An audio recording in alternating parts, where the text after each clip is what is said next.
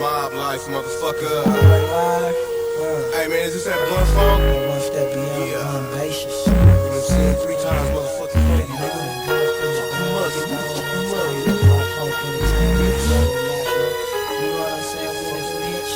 Scraps off of me. I hit the block with a check. A zip in my pocket, 350 ready to get up out of the bed. Move it away clean as if the bubbles try to beat. But the soul leave me breathing. I've been married since a fetus. 3 tickets for me is 100 black sky song. To listen my business and get the motherfuckers rolled. My cameras to be sold. No suckers when I roll. We want to tell about a few things about this very independent and how it all got started. And I just feel good to be one of the, pioneers in this independent rap game. Follow behind the footsteps of E4, 2 Show, shit, even MC Hammer. Richie Rich, 415, DJ Darren, Brother Broski, and of course APG, and Dangerous Dan, which are all rappers from Oakland. From the town always, so dog, that nigga got so much heat. Yeah, Short did some shit. He put his down. I was bumping Too Short from when he was making them home tapes and shit. MC Crew, now known as Pooh Man, RBL Posse, Totally Insane, Dre Dog, we had IMP featuring Coop Nut, Mackmore, JT Game Recognized Game, Mackmore Illegal Business, RBL Family, Rapping 4 Tape, his first, he was in that class. He was struggling back and forth, but he was in that class. It was always a fact.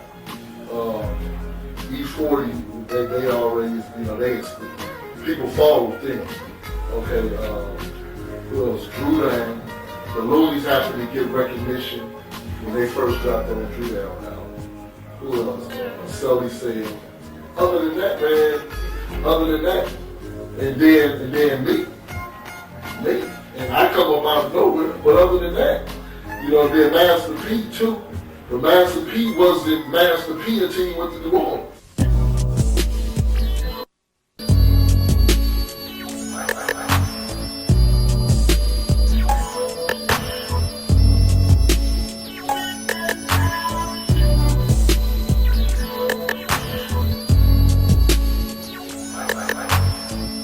Bay Area is and has been for the last,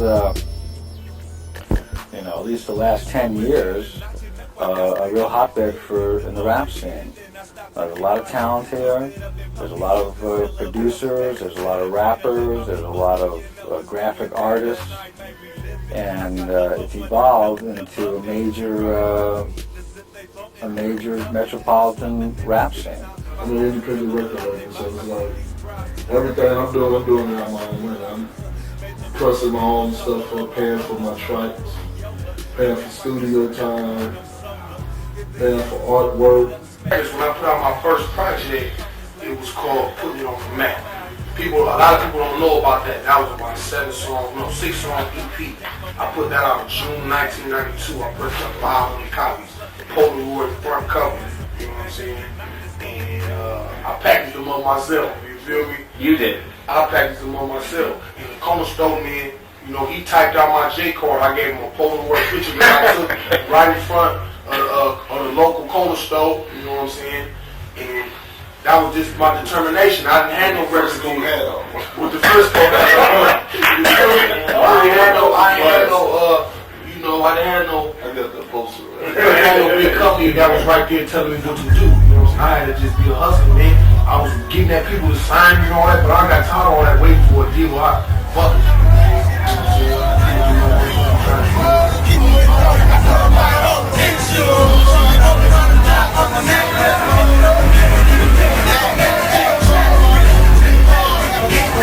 Starting out on a low budget, I'm starting with about $2,500, you know what I'm saying? I'm gonna do some posters, I'm gonna do some cassettes, and I'm gonna do some CDs, all on a minimal level, working out of my sector in the Bay over in the Marin, probably all the way up to Santa Rosa, and I'm gonna dump some product on them to work the East Bay as far as they sector and the people they know. And this is gonna be on foot, you know what I'm saying? Got to know how you can make a lot of money independently. If you got the know-how, you got to have a business mind. You got to know how to make money. You gotta know, you gotta have an ear for music, you gotta know what's gonna be a hit. You gotta have talent, you gotta know how to find talent. You gotta, that's the only way it's a benefit, doing it independently. You know, here in the Bay Area, for example, we don't have a lot of major corporations like they have in New York and LA, respectively. It's always been independent. There's always been, you know, a few major factors that have helped, you know, build the independent scene here in the Bay Area. And, you know, it's not like an artist can walk down the street and walk into a Sony or EMG or Polygram and solicit a demo tape.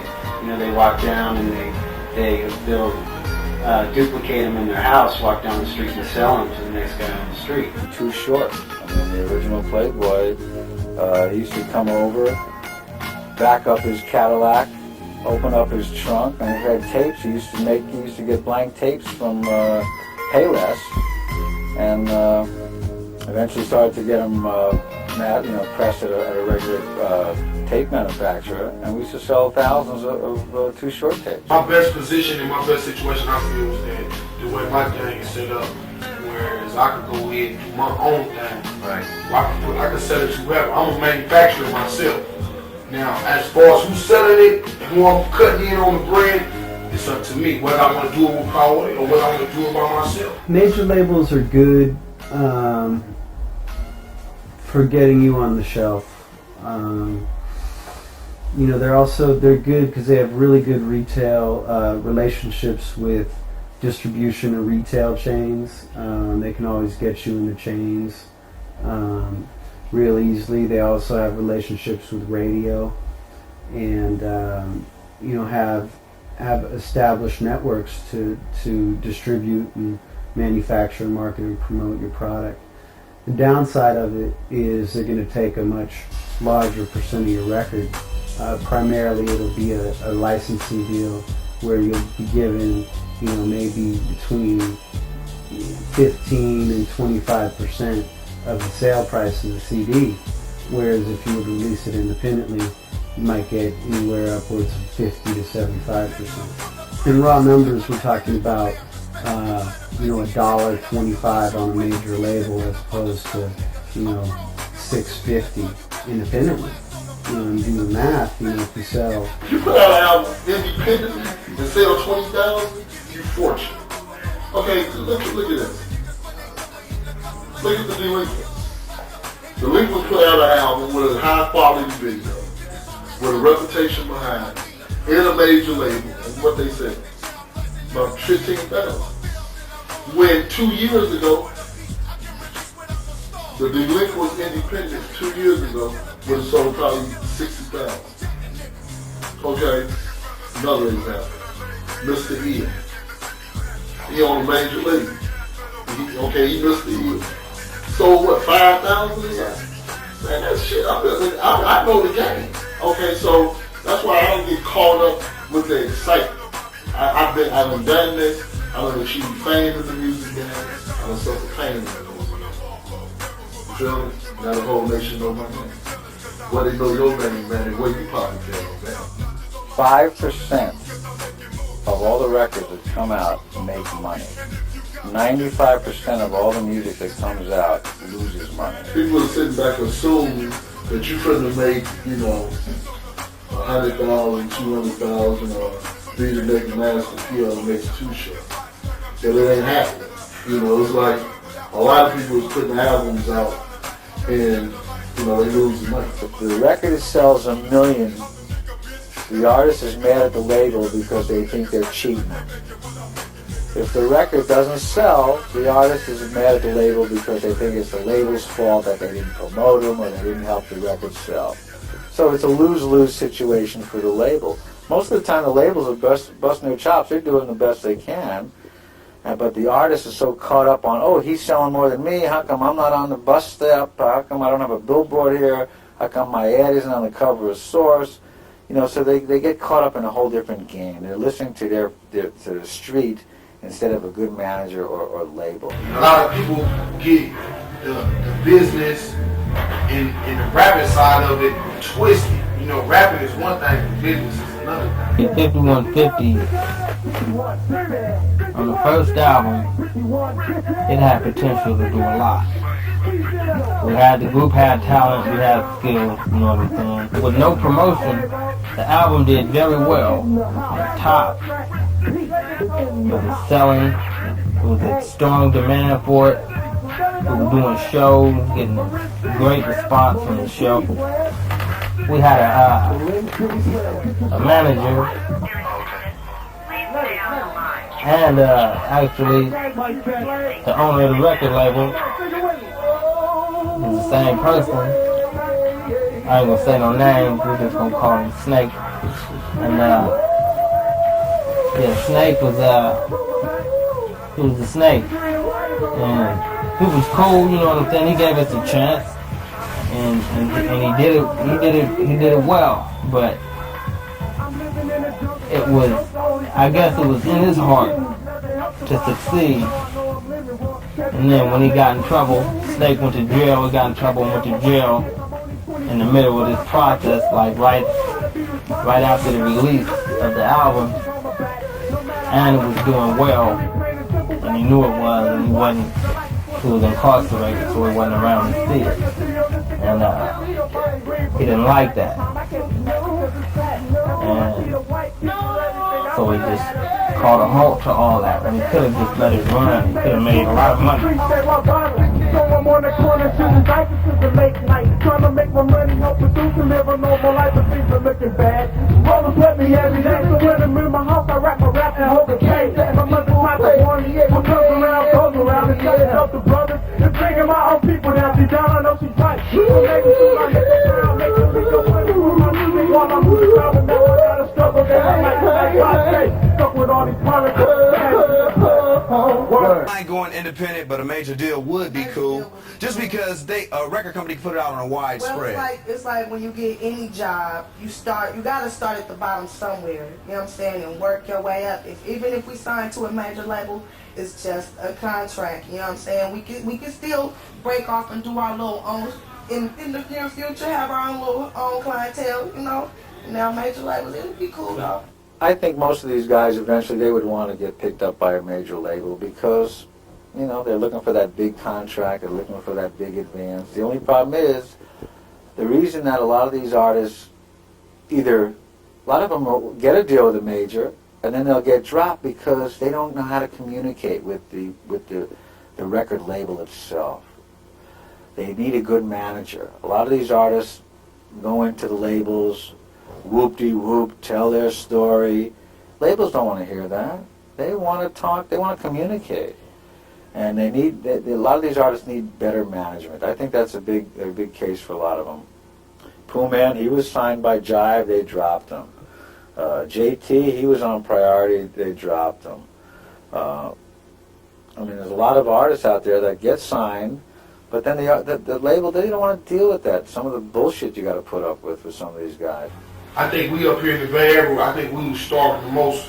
You know, LA was getting all the love, and it wasn't nobody up here for us. Like, once people like Foley them start getting them $3 million deals, boy, that just set the stage like, hey man, we got to work with these cats somehow, some way. E40, they always, you know, people follow them. E40 and his clique and B-Shot, and Be Legit and Sugar T, I think they're great. I think what they've done, they worked hard. They came to me. I have a picture on the wall in my office, and you wouldn't recognize these guys. And they had a dream, and they worked hard, and they had a manager. They had a gentleman named St. Charles. I believe he was their uncle. And he was a marketing guy. This guy used to market barbecue sauces. For major corporations, did a lot of marketing. And he had the ability to get these guys on the right track. And what happened was, sure enough, they formed a little record label called Sick With It. And they had a lot of duds. You know, every company, Warner Brothers, Sony, nobody makes all hits. I told you, only 5% of the stuff makes money.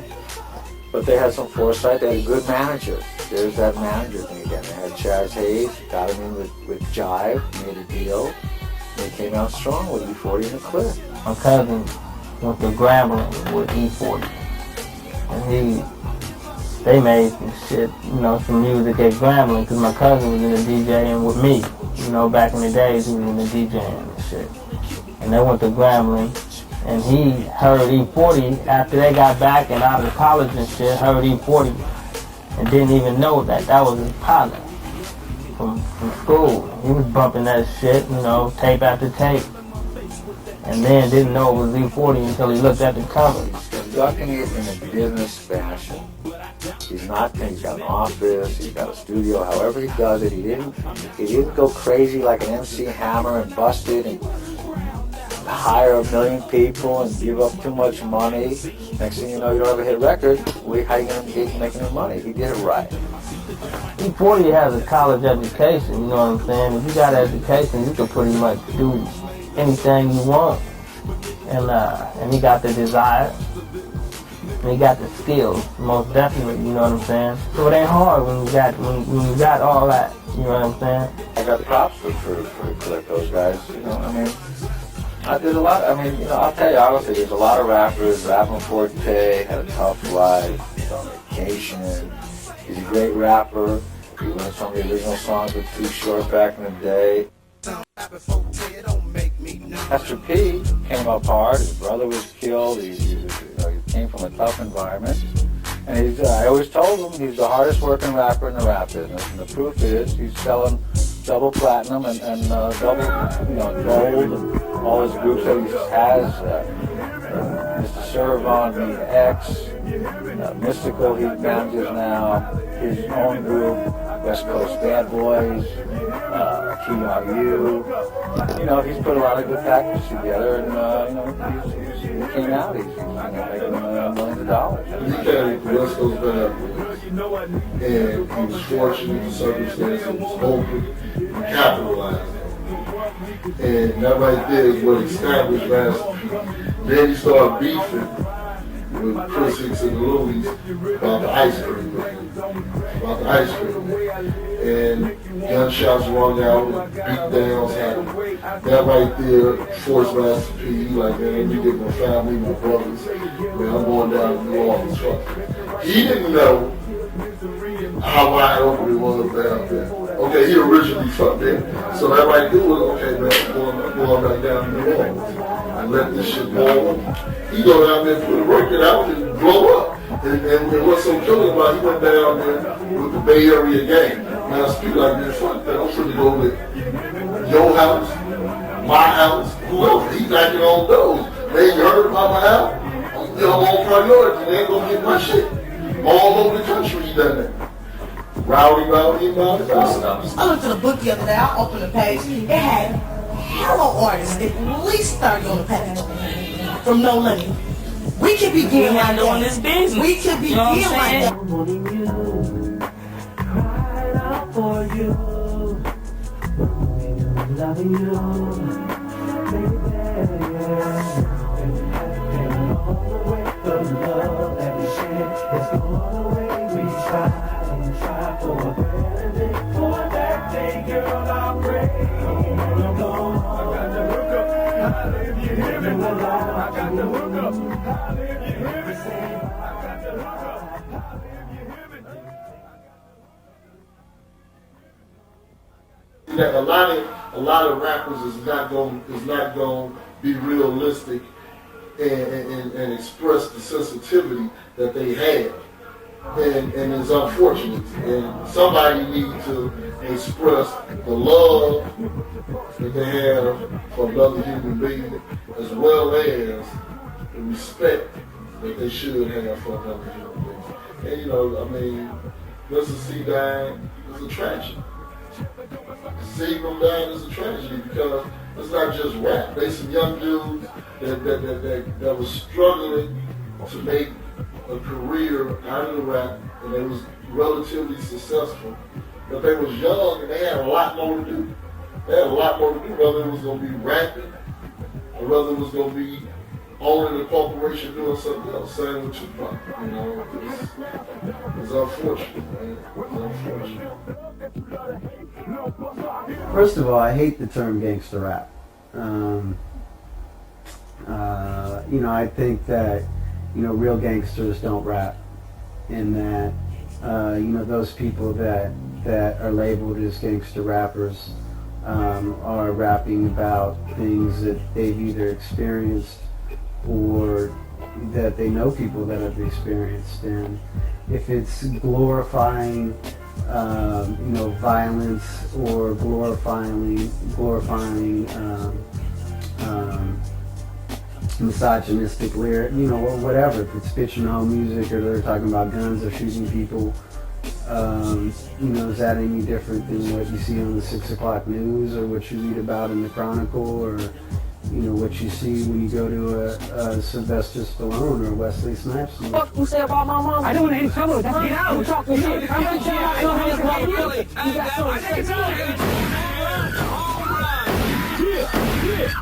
You know, people will use the terms, they'll call it street rap or gangster rap or ghetto rap or thug music.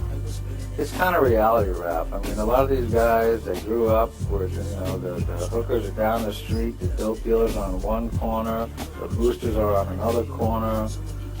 It's a way of life, and I think they're just telling the story of how they grew up or what there's about. And some of it's, hey, it's entertainment. It's fictional. Don't believe everything you hear. I mean, you know, if you see something in a movie, you don't go out and go get a 9mm and go pop somebody.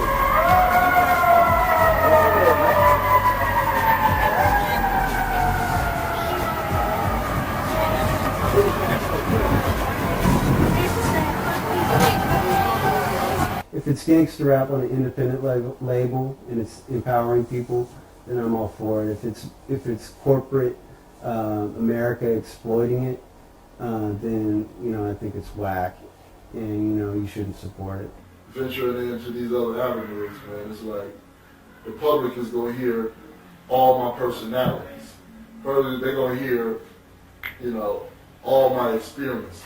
And motherfuckers is going to know that I'm from the ghetto streets for real. And I'm trying to survive in the ghetto. I'm part of this shit. I'm a factor in this.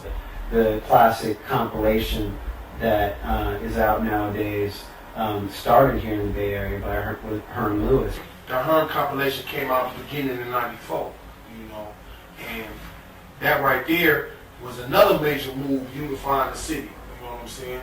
And that established Herm as a major factor within the areas, and it's never been done before, you know, once again. But he just took that to the next level by making a project out of it, you know what I'm saying, and dedicated it to the city, and then he come with a positive message that would really let people know what he stand for. He wasn't scared to spit it, you know what I'm saying, and he wasn't worried about the repercussions of it, because now it happened, you feel me? It blew up, it done what it had to do, you know what I'm saying? Now the doorway is open, you know what I'm saying, and it's enough for everybody. That's what that tape proved right there. And we're still trying to survive in the ghetto. I feel blessed to be able to say that I inspired the Bay Area and beyond the Bay Area to do compilations. You know, I mean, it's like I'm a non-rapper.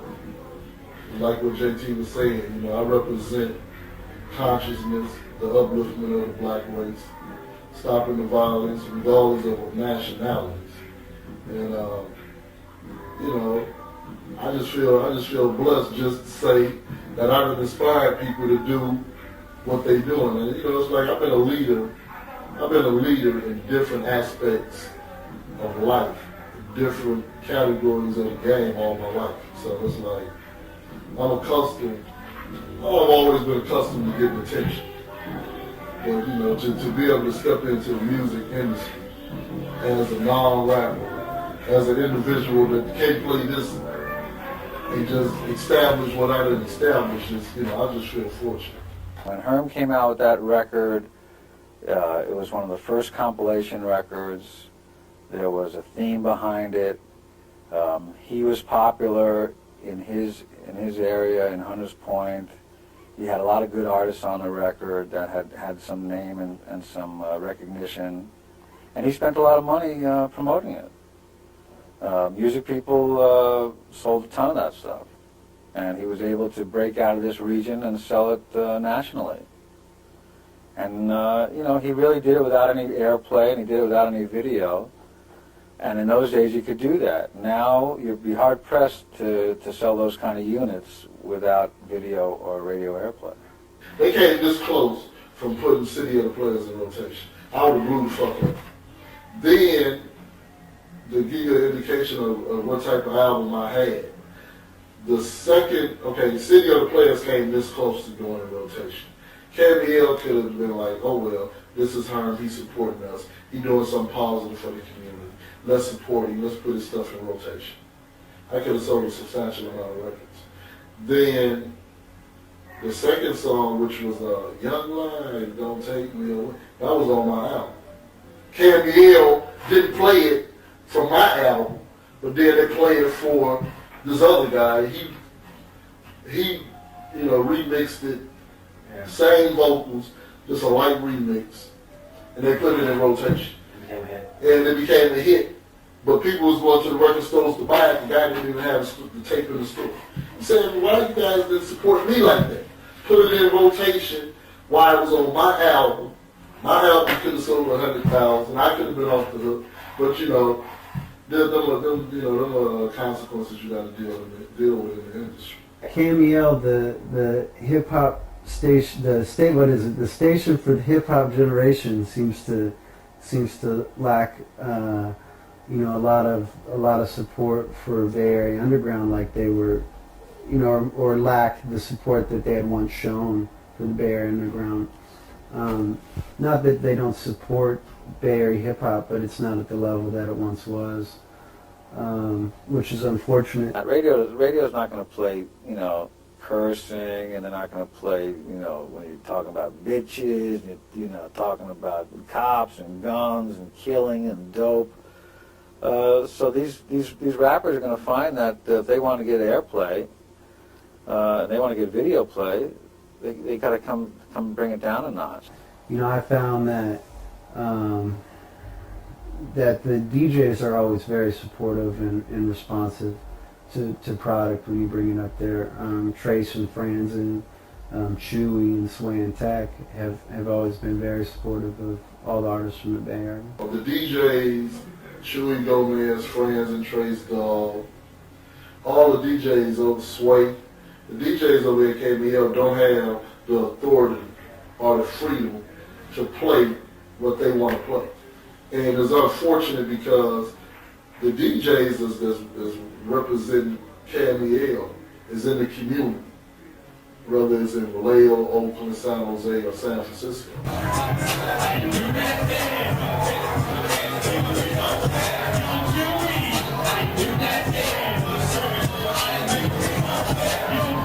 In the year 2005, you know, that there'll be a lot of the same artists that are performing now, but the music will change. So I don't think that there'll always be new people coming in and going out. But I think the music primarily is gonna stay the same, except for the addition of something new that's you know yet to be seen. As an artist, as an entertainer, I like to stay in for a little while and get mine on and represent on a cool level and help a lot of other people out that's trying to do the same thing. As long as I stay independent, I'm already in a position for 10 years from now that I'm never going to be comfortable with depending on those Social Security and pension funds and plans. No. I ain't caught up on all that. I'm caught up with me doing for self right now. You know what I'm saying? And putting away for the future. But 10 years from now, man, the game is so twisted, man. This country is so twisted. It's mania. You feel me? It's just an outlaw rap. Not everybody's going to make it. Some that should make it don't make it. It's a fickle business. Sometimes it's not how good you are, it's who you know. But I think that what you need to do is go in, make your product, try to get into the retail stores. The retail stores will tell you who they buy from. Go to either a company like Music People or some similar company. and don't get discouraged. And I wish everybody a lot of luck. It's a tough business out there. I heard some niggas fucked up and got the gang distorted. Heard they was sitting on about 10 tweets and the bitch reported it. Shit, them niggas best refurbish they game. Prepare for the money train. When we come through snatching the cash and staff down to the bird to the go rings and go chains and everything of value, fool. Then I match that gas when I quick fast off in the mouth. La boo, how could you stand it? Fool, watching your inventory get low. With your mouth like tape, with your pants to the knees and the ass crack to the flow. Loving these hoes, no mo. Hope y'all niggas done learn your lesson. Front of service, got you stressing. I went down to Smith and Wesson, while your hoe is steady fessing, telling me where to find a shit, click back on the strap and to kill a bitch just based on the fact that it's one less snitch and I'm outside ways, you know what I'm saying? That was something.